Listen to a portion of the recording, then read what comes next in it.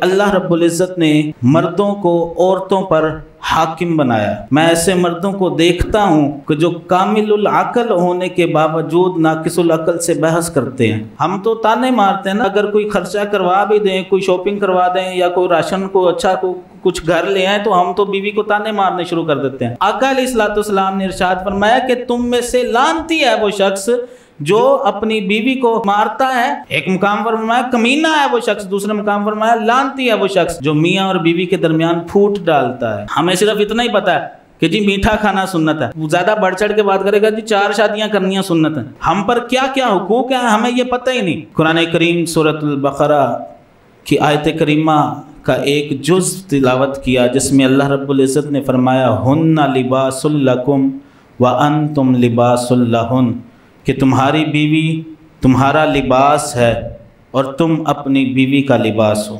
سادہ سا ترجمہ۔ اب مفسرین نے اس کی تشریح کرتے ہوئے کہا کہ لباس بندے کو زینت بخشتا ہے۔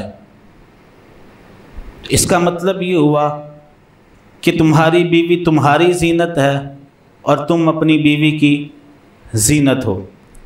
اور پھر دوسرا مطلب یہ ہے کہ لباس بندے کے عیبوں کو چھپاتا ہے، پردہ پوشی کرتا ہے۔ تو اس کی تشریح یوں کی جا سکتی ہے کہ تمہاری بیوی تمہارے لیے پردہ پوش ہے اور تم اپنی بیوی کے لیے پردہ پوش ہو۔ اور تیسری بات یہ کہ لباس تمہیں معاشرے میں عزت، تکریم اور بااخلاق بنا کے تمہیں معاشرے میں دکھاتا ہے، یعنی تم اپنی بیوی کے لیے ایک کریکٹر ہو اور تمہاری بیوی تمہارے لیے ایک کریکٹر ہے۔ اللہ رب العزت نے 5ویں پارے میں بھی ارشاد فرمایا الرجال قوامون علی النساء، کہ اللہ رب العزت نے مردوں کو عورتوں پر حاکم بنایا۔ اور حاکم کا ہرگز یہ مطلب نہیں کہ جو اگر حاکم بنا لیا تو بندہ جو ہے وہ اپنی مرضی سے عورت کو چلانا چاہے، کبھی بھی ایسا نہیں ہو سکتا۔ حضور علیہ الصلوۃ والسلام نے فرمایا کہ عورت ٹیڑھی پسلی سے پیدا ہوئی، ٹیڑھی پسلی کی پیداوار ہے، عورت ٹیڑھی پسلی کی پیداوار ہے، اس میں کچھ نہ کچھ کجی رہتی ہے۔ اور تم حاکم ہو، تمہیں اللہ رب العزت نے یہ قوت بخشی ہے کہ تم اس کے ساتھ گزارا کرو۔ اگر تم اس ٹیڑھی پسلی کی پیدائش کو سیدھا کرنا چاہو گے تو تم توڑ تو بیٹھو گے، تم اسے سیدھا ہرگز نہیں کر پاؤ گے۔ اب حضور علیہ الصلوۃ والسلام کا یہ فرمان، اور ایک مقام پر حضور علیہ الصلوۃ والسلام نے ارشاد فرمایا کہ تم اپنی عورت کی، اپنی بیوی کی 2 طرح کی عادتیں ہیں، ایک کچھ اچھی عادتیں ہیں، ایک بری عادتیں ہیں۔ فرمایا کہ اپنی بیوی کی جب تمہیں کوئی بات بری لگے تو تم اس کی ان باتوں کو یاد کیا کرو جو باتیں تمہیں اچھی لگتی ہیں۔ یعنی کہ حضور علیہ الصلوۃ والسلام کے فرمودات عالیہ سے پتہ یہ چلتا ہے کہ حضور علیہ الصلوۃ والسلام نے فرمایا کہ تم نے ہر صورت میں اپنی بیوی کے ساتھ کمپرومائز کرنا ہے۔ اور چلے میں بات تھوڑی سی کھل کے کر لیتا ہوں۔ ہم سب یہ سمجھتے ہیں کہ عورت ناقص العقل ہوتی ہے، پتہ ہے نا ہم سب کو کہ عورت ناقص العقل ہوتی ہے، اس کی عقل جو ہے وہ آدھی ہے۔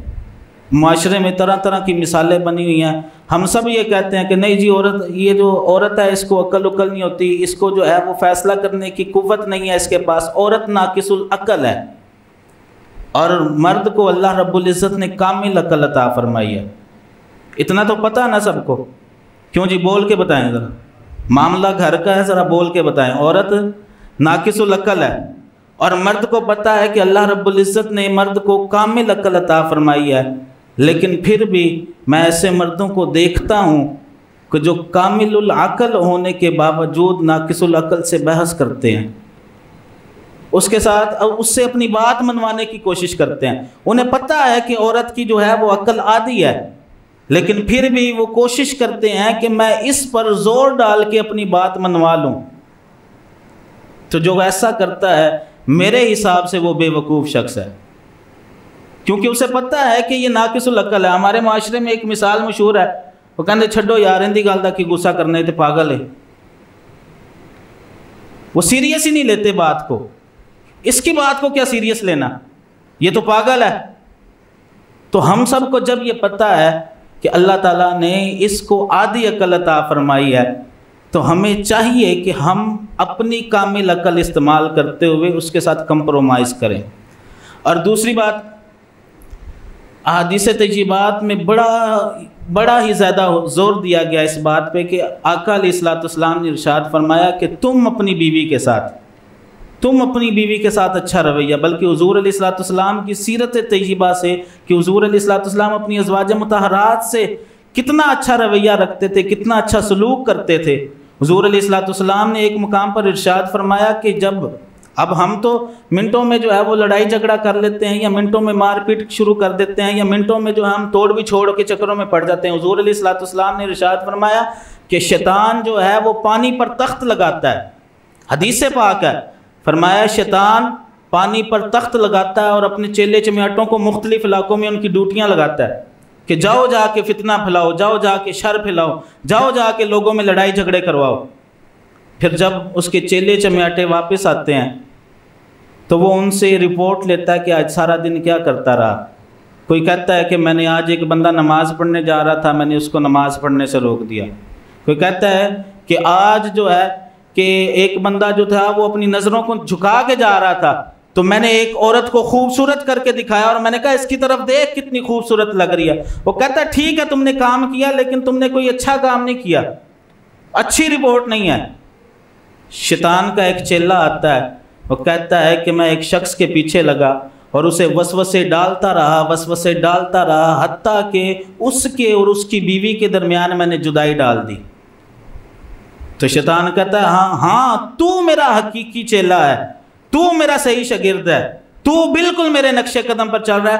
روایت میں آتا ہے حضور علیہ الصلوۃ والسلام نے فرمایا کہ شیطان جو ہے وہ اس کو اپنے پاس بٹھا لیتا ہے کہ جو میاں بیوی کے درمیان لڑائی جھگڑا ڈلواتا ہے۔ اور حضور علیہ الصلوۃ والسلام نے ارشاد فرمایا، بڑے سخت الفاظ ہیں، حضور علیہ الصلوۃ والسلام نے ارشاد فرمایا لعنتی ہے وہ شخص، کمینہ ہے وہ شخص۔ دو حدیثیں اکٹھی کر کے سنا رہا ہوں، ایک مقام پر فرمایا کمینہ ہے وہ شخص، دوسرے مقام پر فرمایا لعنتی ہے وہ شخص جو میاں اور بیوی کے درمیان پھوٹ ڈالتا ہے، جو میاں اور بیوی کے درمیان اس کی بات اس کو کر کے، اس کی بات اس کو کر کے، بات کو بڑھا چڑھا کے بتانا، بات کو جو ہے وہ بگاڑ کے بتانا، میاں بیوی کے ایک بات کر کے میاں بیوی کے درمیان پھوٹ ڈلوا دی۔ فرمایا لعنتی ہے وہ شخص جو میاں اور بیوی کے درمیان میں پھوٹ ڈلواتا ہے۔ تو حضور علیہ الصلوۃ والسلام نے کئی مقامات پر بیوی کے اور شوہر کے حقوق ارشاد فرمائے۔ ایک مقام پر فرمایا کہ اگر ہم تو تانے مارتے ہیں نا، ہم تو جو ہے اگر کوئی خرچہ کروا بھی دیں، کوئی شاپنگ کروا دیں یا کوئی راشن کو اچھا کچھ گھر لے آئیں تو ہم تو بیوی کو تانے مارنے شروع کر دیتے ہیں۔ سنیے شریعت مطہرہ کیا کہتی ہے۔ حضور علیہ الصلوۃ والسلام نے فرمایا جو کچھ بھی تم اپنی بیوی پر خرچ کرو گے اپنی بیوی پر، اللہ رب العزت تمہیں صدقے کا ثواب عطا فرمائے گا، صدقے کا ثواب عطا فرمائے گا۔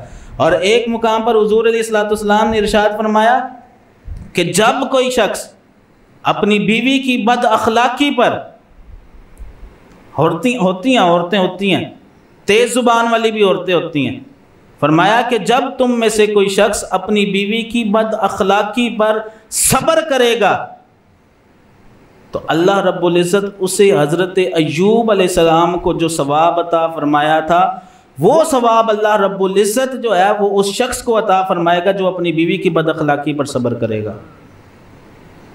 اور فرمایا کہ اپنی بیویوں کو مارو پیٹو نہ۔ اور میرے قبلہ میرے شیخ طریقت فرمایا کرتے تھے کہ جو مرد ہے وہ گھر کا بادشاہ ہوتا ہے اور بیوی اس کی ملکہ ہوتی ہے، تو آپ نے کبھی کسی ملکہ کو، کسی بادشاہ کو نہیں دیکھا ہوگا کہ وہ اپنی ملکہ کو مارے پیٹے۔ دونوں جو ہیں وہ رعایا چلاتے ہیں، اور رعایا کو جو ہے آپس میں فہم و فراست کے ساتھ، آپس میں مشاورت کے ساتھ، آپس میں جو ہے وہ فیصلے کر کے اچھی طرح سے، کبھی بات ماننی پڑ جاتی ہے، کبھی منوانی پڑ جاتی ہے۔ تو آقا علیہ الصلوۃ والسلام نے ارشاد فرمایا کہ تم میں سے لعنتی ہے وہ شخص جو اپنی بیوی کو مارتا ہے اور فرمایا کہ اپنی بیویوں کو جو ہے وہ غلاموں کی طرح نہ مارا کرو، اپنی بیویوں کو غلاموں کی طرح نہ مارا کرو، جیسے زمانہ جاہلیت میں لوگ غلاموں کو مارتے تھے، اور حضور علیہ الصلوۃ والسلام نے اس طرح جو ہے وہ عورت پر ہاتھ اٹھانے سے منع فرمایا ہے۔ اور ایک مقام پر حضور علیہ الصلوۃ والسلام ام المومنین سیدہ عائشہ صدیقہ رضی اللہ تعالیٰ عنہ فرماتی ہیں کہ ایک دن میری طبیعت کچھ خراب تھی، ہمیں صرف اتنا ہی پتہ ہے کہ جی میٹھا کھانا سنت ہے، اور یا کوئی زیادہ بڑھ چڑھ کے بات کرے گا جی 4 شادیاں کرنیاں سنت ہیں، ہمیں صرف اتنا ہی پتہ ہے۔ اب حضور علیہ الصلوۃ والسلام کی یہ سنتیں بھی ہیں۔ فرمایا ام المومنین سیدہ عائشہ صدیقہ رضی اللہ تعالیٰ عنہ فرماتی ہیں کہ ایک دن میں بیمار تھی، حضور علیہ الصلوۃ والسلام گھر تشریف لائے تو حضور علیہ الصلوۃ والسلام نے کھانا تناول فرمانا تھا۔ اب حضور علیہ الصلوۃ والسلام نے دیکھا کہ ام المومنین کچھ کمزوری کی حالت میں ہیں اور بستر علالت پر ہیں، تو حضور علیہ الصلوۃ والسلام نے بڑے ہی حسن انداز سے فرمایا کہ عائشہ ایسا نہ کر لیں کہ میں آٹا گوندھ لیتا ہوں، میں آٹا گوندھ لیتا ہوں، تم میرے لیے روٹی پکا دو۔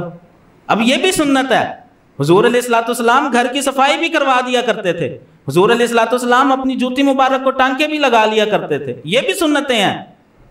ہمیں بس اتنا پتہ جی کھانا کھانے کے بعد میٹھا کھانا سنت ہے، وہ موجود ہونا چاہیے۔